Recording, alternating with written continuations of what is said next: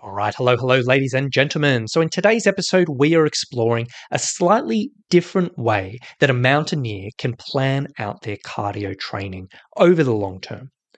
Now, one of the things that I often see in the world of mountaineering is when we're talking about training and talking about cardio training specifically, is the idea and the principle that when you're planning out your training, is you have to do some type of cardio training first before you move on to other things.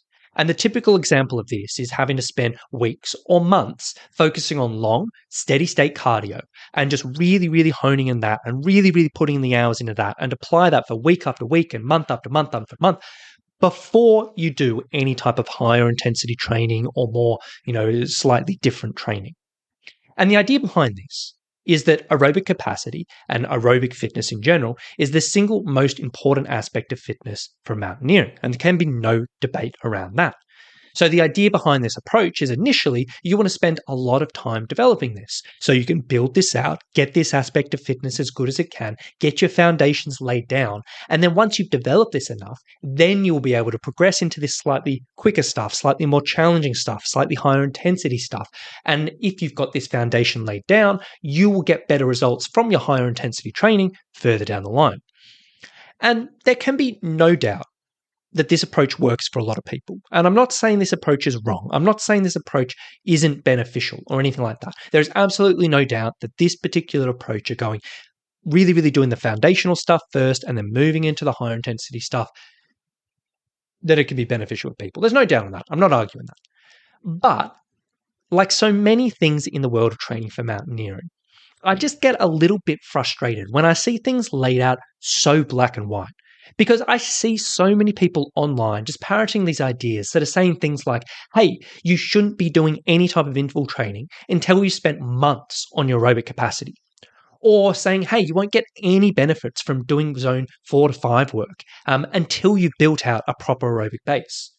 Or you shouldn't be doing any speed work or any quicker work until you've seen, have enough aerobic fitness. And you may be thinking like, Rowan, does anyone actually say that? But yes, those are literal things I've taken offline just today. They're paraphrased to, phrase them out, cut them down into a slightly more digestible thing. But that was basically what was said. A lot of people talk about this in this whole black and white thing, saying you have to do this or this isn't going to be beneficial, or you have to do this first before you do anything else. But in all honesty, it's never as black and white as this. The traditional approach works. As I said, there's no doubt about that. But it is not the only approach which works. It's only one. And there are so many ways when it comes down to training in general of getting to the same end result. And for so many people out there and so many mountaineers out there, potentially taking a different approach with your training and specifically planning out your cardio training may be more effective for you. So I want to break this down a little bit today because I feel like it is a really important subject, because I have talked with many mountaineers who've believed that this approach is the only way, or at the very least saying, hey, if you're not following this approach, you're not really going to be getting a huge amount of benefits. But there is another way, and I want to break this down. Now, in a previous podcast, when we were talking about strength training, I previously talked about periodization schemes for strength training. And if you've listened to that podcast before, I talked about the difference between block periodization and concurrent periodization. Now, as a really quick recap, if you haven't listened to that episode, or maybe it's been a little while, or whatever it may be, block periodization is the concept of training specific qualities of fitness at one time and training one after the other after the other. So, for example, you may do a block of 8 weeks of training focusing on one aspect of fitness. And then for the next 8 weeks, you'll focus on another aspect of fitness. And then for the next 8 weeks, you'll focus on another aspect of fitness. And you literally spend block by block by block honing on, really one priority. Now, in the cardio context, as I said before, this approach can definitely work. And it has worked for many mountaineers. But it does have a few drawbacks in a few specific situations. Now, number one of the drawbacks to this approach is time management. In the sense of traditional endurance training, and when we're following this block periodization, it does require a significant time investment because long, slow, steady state cardio where we're developing that aerobic base and really, really spending all our time doing that, it requires a big time investment to be done effectively. Because to develop this stuff, you need to accumulate long periods of time moving. And the problem is, for people who can fit that in, that's great. For people who just, that isn't an issue, that's great. But there's a lot of mountaineers out there who may find it difficult to fit in 2 to 3 long sessions in a week, purely focused on this type of stuff. Maybe someone has a really busy job. Maybe someone's got a young family. Maybe someone is just like limited on time in other situations or whatever it may be. And sometimes the concept of fitting in multiple of these longer sessions is just a little bit difficult.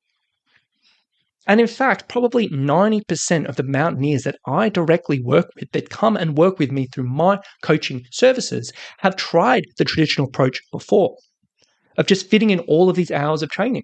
And they've tried it and they just haven't been able to sustain it. Because life gets in the way, work gets in the way, family gets in the way, or whatever it may be.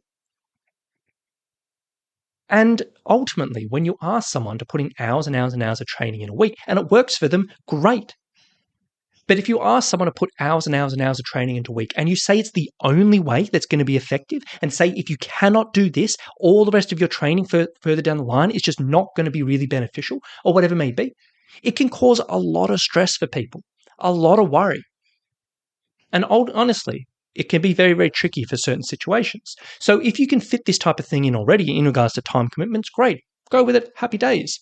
But if you can't fit it in, and if it is difficult on the time management side of things, just know there is another way, and we're going to be going into it in a bit. Now, the next issue I sometimes see in regards to the traditional approach, this block periodization, this really, really honing in on aerobic foundations before doing anything else, is the concept of boredom. Now, if you have a background in endurance training, or maybe you are really, really striving for like crazy big goals and you're like, this is my number one priority in my life or whatever it may be. Boredom may not be a big deal for you. I fully understand. But realistically, when it comes down to it, there's a lot of people out there who don't particularly love this type of training. They don't particularly love going out and doing long runs multiple times a week. They don't particularly love getting on a bike and having to do long sessions on that. They don't particularly like going out and hiking for super long periods. Some people may think that sounds crazy, but it is very, very, very true. And there's a lot of people I talk to who just the idea of going out and doing 3 long runs in a week is just crazy to them. And the idea to ask these people to do this for months and months and months on end before getting to the more, in quotation marks, fun stuff, it can be really difficult. So again, I'm not saying like, if you can do this, if this isn't boring for you and you particularly enjoy this traditional approach can be great. But if the thought of doing that just makes you want to cry, just know there is another way. And then the third issue I see with the traditional approach is the concept of use it or lose it, which is something that I really don't see discussed enough. In the sense of when it comes down to training, the body will adapt differently to different types of training stimuli. If we apply one type of training stimuli, it will adapt to that and it will create adaptations to better be able to do that type of thing in the future. Alternatively, if we don't apply training stimuli to a certain type of fitness or whatever it may be, the body won't adapt towards that. It's pretty straightforward. And if we just don't do anything for a certain type of stimuli, the body will probably lose that. Because over time, the body will be like, hey, I don't really need to be able to do this thing anymore, so I won't keep these adaptations. It's pretty simple. It's very, very straightforward. And ultimately, if we spend all our time going slow and all our training time just focusing on this long, slow, steady state stuff, we're going to get really, really good at going slow, which is great for mountaineering. And absolutely, this is the main thing we want because we want to accumulate long periods of relatively low intensity. But if we don't give any stimulus to other areas for months and months and months at a time, the body will reduce the ability to do that. So what I mean by that is if you are not applying any intensity, if you're not applying any speed, if you're not applying any of these more difficult things, eventually the body is going to lose the ability to do that effectively. And yes, there may be higher priorities, but we still want to keep some thread of this, in my personal opinion. And this isn't a big deal. If you're not doing something for a month or two, it's not the end of the world. But if you are focusing on this low, steady state stuff for months and months and months on end before doing anything else, it can sometimes just make things a little bit harder further down the line.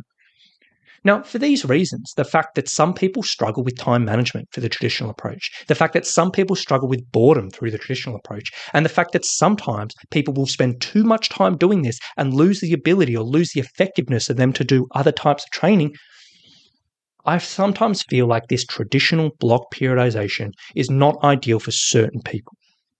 Yes, if you can do it, if you enjoy it, happy days, but there are certain people out there it's just not going to work with.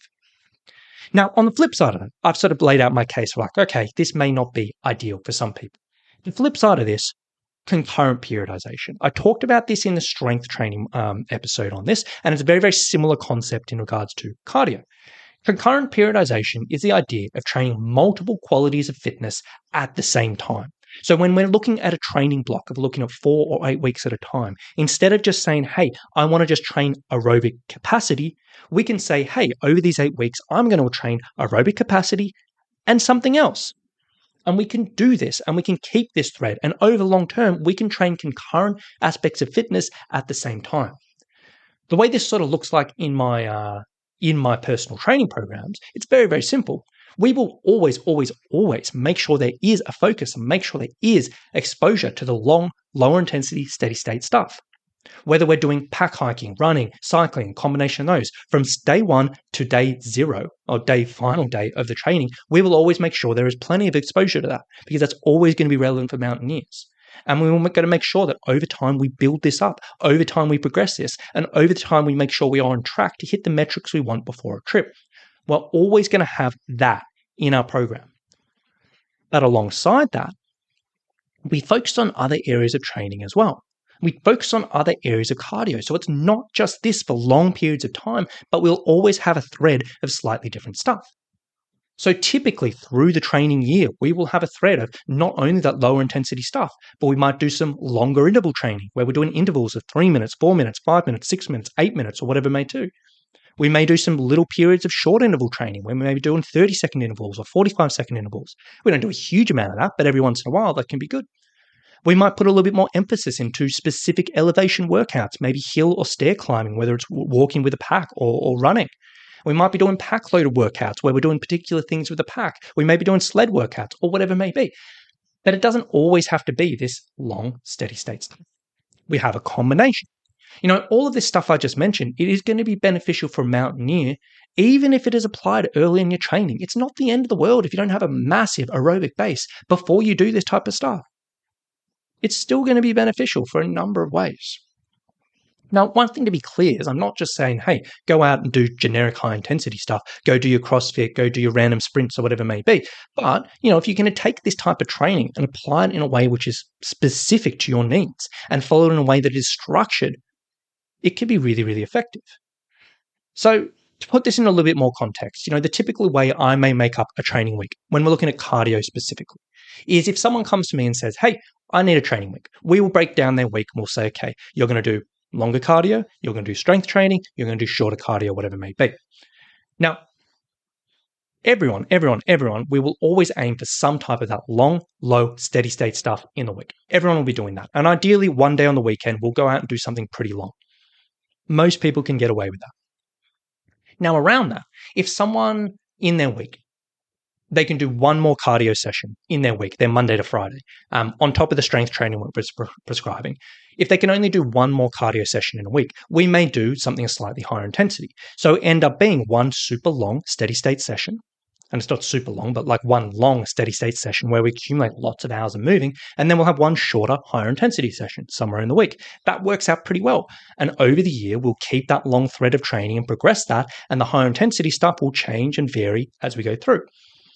Or alternatively, if someone says to us, hey, I can actually fit in 2 cardio sessions in the week, plus my long thing on the weekend, plus my strength training, then we'll probably look at doing one higher intensity session and then another lower intensity session. So we're still getting more hours in that lower intensity stuff, but we got the thread.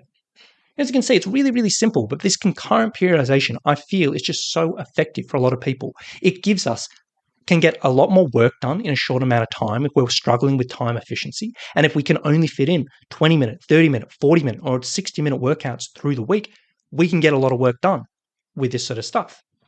Or if you get a bit bored doing the same thing over and over, doing the steady state stuff, the thought of just doing one of these sessions a week or two of these sessions a week, and the other days we're doing something a little bit more exciting, really works well. And the concept of lose it or use it, if we're concurrently working on different aspects of fitness through the year, if we regularly apply little stimuli to this higher intensity stuff in different ways through the year, we're going to make sure we're developing it, we're going to make sure we're maintaining it, and we're going to make sure when we actually have to hone in on something and really, really, really, really dial in your training just before you go, it's all going to be easy to step into. Now, I really, really like this approach. I think it works really, really well. And in all honesty, I usually use this for most of my mountaineers. Now, over the long term, when we're looking at this, we will still follow the principles of easier to harder as we progress phase by phase. For our longer cardio, we will start relatively short and slowly build out the hours over time. For our other sessions, we'll start with slightly easier interval sessions and then slowly over time make it harder and harder and harder and harder and harder. And before someone goes on a specific trip, we will still aim to hit the most, in quotation marks, specific workouts before a trip. For example, doing overloaded hill work, or if we need to hit speed targets or whatever it may be, we'll hone in on that just before they go. But either way, throughout the year, we still got a thread of everything. This approach works. It's not something I'm just talking about. It's something I use every single day, every single week, and I've used for many, many mountaineers very effectively. So if you have tried the block periodization approach and you're just one of those people where you're like, oh my gosh, it just doesn't work for me, whether it's from boredom, time management, a desire to fit in other aspects of fitness and worry about neglecting them, or whatever it may be, maybe give this approach a go. It doesn't have to be too complicated, but as long as you still apply smart planning, as long as you're still hitting the things you need in your training, and as long as you're still applying progressive overload over the year, this will work for you. Doing the traditional things, it is a way, it is an approach, but is not the end of the world if you take a different approach. There are many roads to Rome. Keep that in mind when you're planning out your training. Now, last thing I will say is if you've been listening to this and you're like, you know what, Rome, sounds pretty good to me. The thought of doing 3 long runs in a week makes me want to cry. Or you know what, I've done that and I just don't have time anymore to fit in all of these hours. Or you know what, I like the thought of just keeping in a thread of everything through the year so I can be ready to step into anything I want whenever that comes around. Any of that sounds good and you're interested in getting a little extra help with this, what I'd like you to do is go to summitstrength.com.au/mountaineer. From there, you can check out what we do for mountaineers, how we go about our programming, and if it sounds like something you want to explore, you can book a free call with our team where we can dive into your situation, learn a little bit more about you, your needs, your goals, and everything going on, and see if we may be able to help you out. So if you did want to learn a little bit more, go to summitstrength.com.au/mountaineer. You can check it out from there. So with that being said, thank you so much for listening today. Hope you've enjoyed it. Hope it opens up a few people's eyes. And I really do hope it gives a few mountaineers out there an alternative approach which works for them. So thank you so much for listening, and we'll talk to you very, very soon. Bye.